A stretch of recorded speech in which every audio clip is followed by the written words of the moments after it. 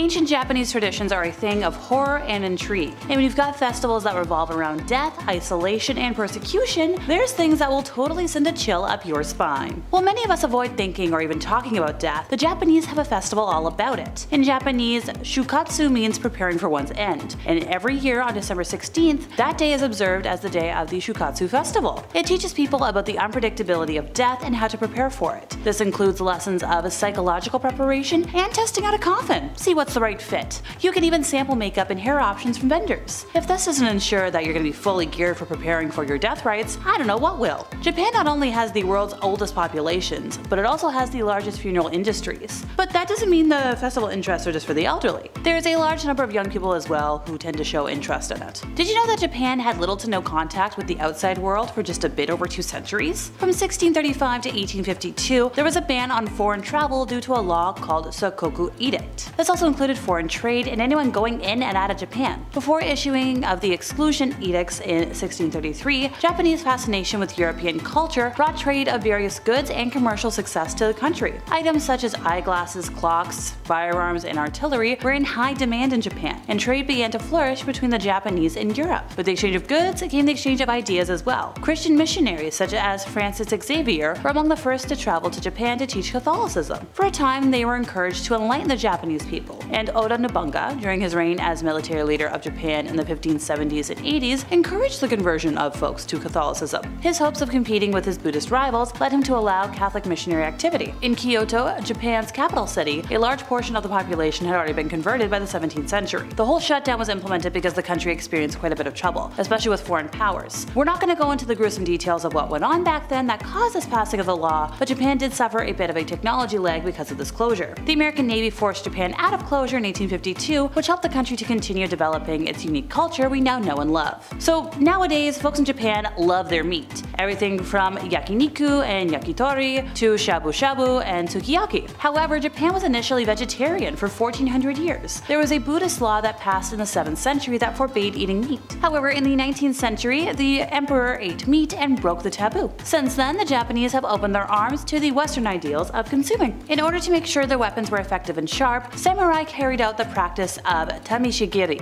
or cutting tests. So in order to test their weapons, they used dead bodies, usually those of criminals, but they were also known to use living prisoners who had been sentenced to death. Sometimes they would use as many as 3 bodies at once to put their weapons to the test. Because the sword's value was based in its strength, this was a practice that helped young metal workers learn to hone their craft. Tests could also be done with bundles of bamboo and steel plates. Samurai wanted the sharpest weapons possible to facilitate the end goal of their kanjutsu, or swordsmanship training, the nakiuchi, or death by one single blow. Way back when, if a samurai was shamed by a lack of bravery, a breach of discipline, a betrayal of loyalty, or some other violation of the Bushido code, he committed ritual life-taking known as seppuku. This practice, also known as harikiri, varied throughout history, but generally involved the warrior taking his wakizashi, or maybe his aikuchi, another type of dagger, and plunging it into the left side of his abdomen. He then moved the weapon to the right side, slicing along the way and pulling out the entrails. He then took the blade up his sternum or out of his stomach, and then put it in his mouth and fell forward onto it. Other variations had men disemboweling themselves with their second in command, getting rid of their head to end the pain. It was also used as a way of avoiding falling into enemy hands, to demonstrate loyalty to a fallen lord, or as a method of end of life. When a samurai took his own life, his wife often followed suit, because her husband's shame was her own, and she didn't want to live with that for the rest of her life. The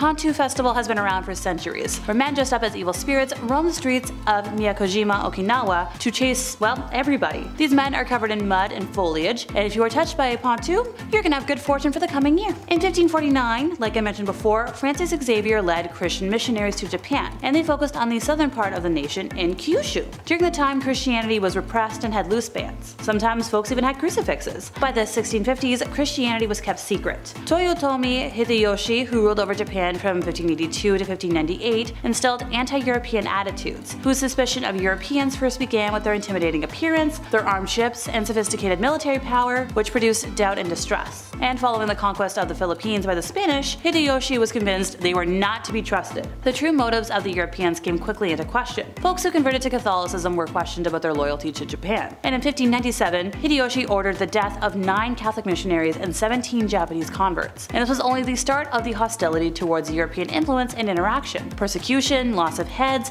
and forced conversions would all but eliminate the Christian community over the next few decades. In 1864, there was a commercial treaty that simultaneously allowed Christianity among foreigners in Japan, but not the Japanese people themselves. The ban on Christianity was lifted in 1873, and churches started to be built on the islands and coasts of Nagasaki and Kumamoto. Foot binding might be one of the most outlandish beauty trends in history, and arguably the most painful. Don't talk about corsets. Foot binding. For centuries, Chinese women had their feet bound from an early age. The goal was to achieve a dainty 3-inch golden lotus. Now, this practice completely altered the shape of the foot. While it is uncertain when this began, some of the earliest evidence for this comes from the tomb of Lady Huangsheng, who died in 1243. Archaeologists found lotus shoes embroidered with elegant designs, and they were designed for her teeny tiny feet, measuring only 3 inches long. They were often made for women by their husbands or lovers. The shoes, as well as the miniaturized feet, were highly prized. Even the wealthiest, most powerful woman had to work hard to maintain them. But the practice of foot binding was incredibly painful and highly dangerous. You'd start off with plunging a foot into hot water, and then all of your toes, except for your big one, are going to be broken and bound flat against the sole. The arch of the foot was absolutely strained. Finally, the feet would be bound in place using a long silk strap, which would be removed and changed every 2 days to prevent infection, if done properly. A lot of women were forced to walk long distances while their feet were bound, and over time the wrappings would become tighter, squeezing the heel and sole together and quickening the process. And after 2 years, it was considered complete. The impact of foot binding was fairly significant. It likely arose out of social forces that weren't the kindest to women, and it was common. It offers a shocking example of how women's fashion and traditional beauty practices can be destructive and harmful. Despite being banned in 1911, it still survives in some remote areas. So according to my sources, geisha makeup, how would they get rid of it? Well, they would use the dung of nightingales to remove their very thickly applied makeup at the end of the day. And when I say thickly applied, I mean caked on. The first step in this process is to apply binsuke, which is a type of wax that acts as a barrier, so the primer. And then there's oshiroi, which is the face powder, which is made up of lead, zinc, and seashells, so crunchy and lethal. You use benny on the eyes, lips, and brows, and it is a crimson powder made from crushed safflower petals. Now, you don't use this all over the lips, just to make that flower bud effect. And then mako is used strictly for the lower lip. The red benny is also used to sculpt the outside corner of the eye and to create a subtle pink contour on the cheeks and nose. To get a delicate effect, eyebrows are painted crimson and then black with charcoal. Some people just shave their brows, makes it a little bit easier. And then you brush your hair back with wax to keep it in place. Thanks to guanine, which is a natural cleanser for the skin, otherwise known as bird poop, that's your makeup remover, as well as your purifying facial mask. The Daily Mail actually reported that Tom Cruise rubs a mixture of nightingale poop, rice bran, and water on his skin on a regular basis to keep his youthful look. Yeah, that's a little wild. Finally, Setsubun is a Japanese holiday celebrated on the eve of the day before the spring begins. The Japanese believe that during this period, demons are likely to appear in the world, so parents throughout Japan will then put on an oni mask and try to scare their descendants. In return, folks have to throw roasted soybeans at them to scare the demons away. Well, that's all folks. I've been Alexa. See ya!